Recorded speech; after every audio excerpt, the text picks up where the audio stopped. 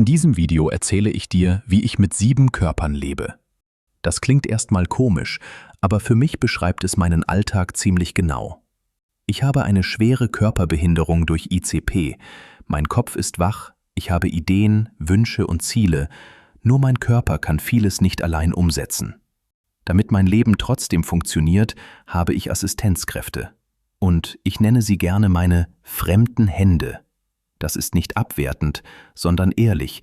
Es sind die Hände, die ich brauche, um meinen Alltag überhaupt greifen zu können. Jede fremde Hand hat ein eigenes Leben und eigene Grenzen. Das respektiere ich. Und das Wichtigste ist, diese Hände sind nicht gleich. Jede fremde Hand ist ein eigener Mensch. Jede Hand hat Stärken, Eigenheiten und manchmal auch eigene Probleme. Eine Hand ist superschnell, arbeitet zackig und denkt mit.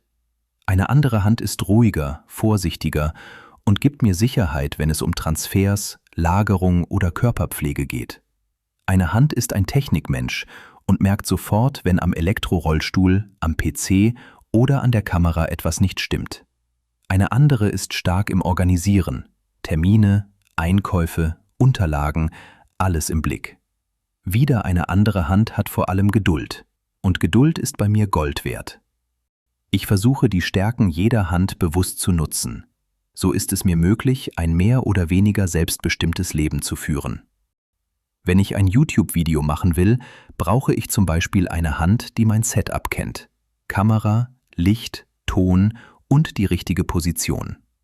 Wenn ein Arzttermin ansteht, brauche ich eine Hand, die stark ist, mitdenkt und ruhig bleibt, wenn plötzlich nicht alles nach Plan läuft.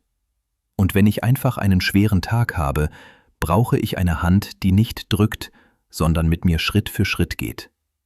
Planung ist deshalb ein großes Thema für mich. Ich mache den Dienstplan für meine Assistenzkräfte mehrere Wochen im Voraus. Nicht, weil ich Kontrolle liebe, sondern weil das für alle besser ist. Sie können ihr Privatleben planen und ich meinen Alltag. Ich weiß dann genau, wer wann zu mir kommt. So weiß ich zum Beispiel, welche Hand wann da ist, welche Aufgaben sie gut kann, wo ich mehr Zeit brauche und wo es schneller geht. Oft mache ich mir schon ein paar Tage vorher Gedanken, mit welcher Hand ich meine Projekte voranbringe, meinen Alltag schaffe und Freizeit genießen kann. Manchmal hängen Dinge wirklich an einer bestimmten Hand, weil sie genau diese Routine hat. Und dann kommt die Realität. Eine Hand fällt aus. Krank, familiäre Gründe, Notfall, einfach nicht möglich. Für viele Menschen ist das nur eine Planänderung. Für mich fühlt es sich oft so an, als würde mir dann ein Körperteil fehlen. Denn ich kann nicht sagen, dann mache ich das halt selbst. Ich muss mich umstellen. Ich muss mich auf eine andere Hand einstellen und mich ihren Fähigkeiten anpassen. Das ist ein bisschen so, als müsstest du plötzlich mit der ungewohnten Hand schreiben. Es geht irgendwie, aber es kostet Kraft, Zeit und Nerven. Für mich gehören meine fremden Hände zu meiner Familie. Nicht, weil wir verwandt sind, sondern weil wir so eng zusammenleben und weil sie mein Leben jeden Tag mittragen. Wir teilen nicht nur Aufgaben, sondern Alltag. Gute Tage, stressige Tage, kleine Erfolge und Momente, in denen einfach alles zu viel ist.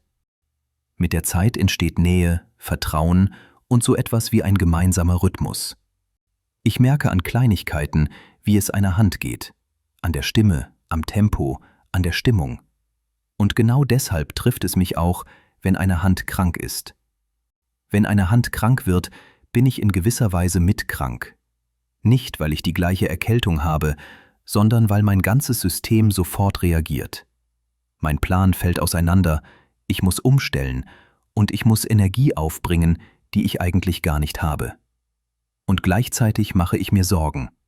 Ich denke dann nicht nur, wie löse ich das organisatorisch, sondern auch, wie geht es ihr wirklich? Schont sie sich genug? Kommt sie wieder auf die Beine? Diese Menschen sind für mich nicht austauschbar. Jede Hand ist ein Teil meines Alltags, und wenn ein Teil ausfällt, fehlt mir nicht nur Hilfe. Mir fehlt ein Stück Sicherheit und ein Stück Vertrautheit. Genau deshalb fühlt es sich an, als wäre ich selbst krank. Für mich ist ein Ausfall dann nicht nur ein organisatorisches Problem. Das Schwierige ist nicht nur, dass jemand fehlt, sondern dass mein ganzer Plan daran hängt. Wenn ich mir vorgenommen habe, am Mittwoch ein Video zu drehen, dann steckt da mehr dahinter als nur Zeit.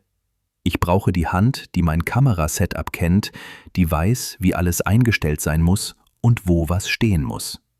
Fällt diese Hand aus, ändern sich meine Möglichkeiten und der Dreh muss auf einen anderen Tag verschoben werden. Bei der Pflege und anderen alltäglichen Aufgaben habe ich alle meine fremden Hände bestmöglich eingearbeitet.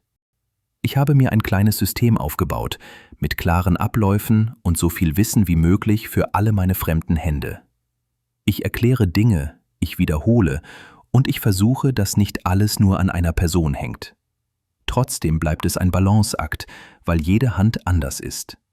Wenn es gut läuft, fühlt es sich fast so an, als wären es meine eigenen Hände, nur eben über andere Menschen. Weil ich nicht gut sprechen kann, ist jede Assistenzkraft auch ein Stück Übersetzer.